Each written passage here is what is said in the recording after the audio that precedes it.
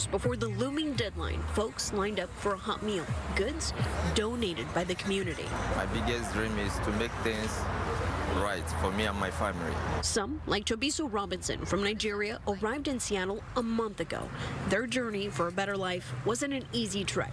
Seeking shelter, he turned to Riverton Park United Methodist Church in Tequila, only to face even more hardship. Actually, they sent us away because of much people there. They don't have any registration. Seeking answers, we turned to Pastor Jan Bolerjack, who refused to speak on camera, but did say she's out of space. And while everyone deserves a chance, she can't house everyone and hopes other nonprofits step up. But it's not actually that they can't accommodate us because they have much space.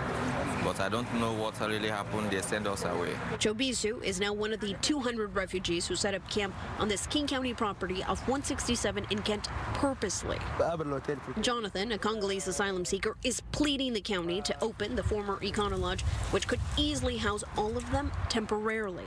He tells me it was meant for an emergency. This is a humanitarian emergency. King County bought the Econo Lodge specifically to use as an emergency housing option.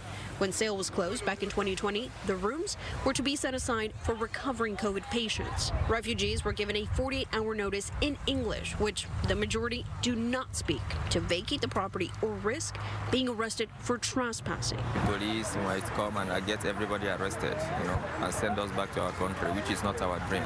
They're asking county officials to stop the sweeps, pleading for dignified housing, open the Econo Lodge, their latest call on President Biden. Federal funding should be available in July, yet the priority has been families with children, some of which are still here, not single adults. Still, they doubt they'll see any of it. Jonathan has seen it firsthand. He tells me it took 4 months to get $2 million available in February. $30 million is going to take 3 years. Children played in the rain while many worry about their immigration status potentially being jeopardized, longing for aid.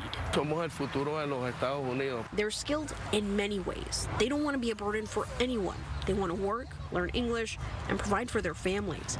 Javier Ponce telling me we're the future of the United States. I reached out to King County, who said that they've exhausted all available funding helping house these folks out since November. In a statement, they said King County has a legal agreement at the request of the city of Kent not to use a former Econo Lodge property for anything other than the purpose of isolation and quarantine or other city authorized uses. Therefore, we must abide by that and are not actively pursuing this property as a possible shelter.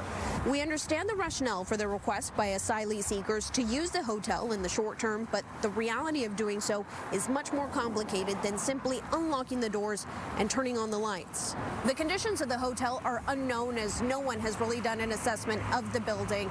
$5 million are going to be available, but not until July on behalf of the county.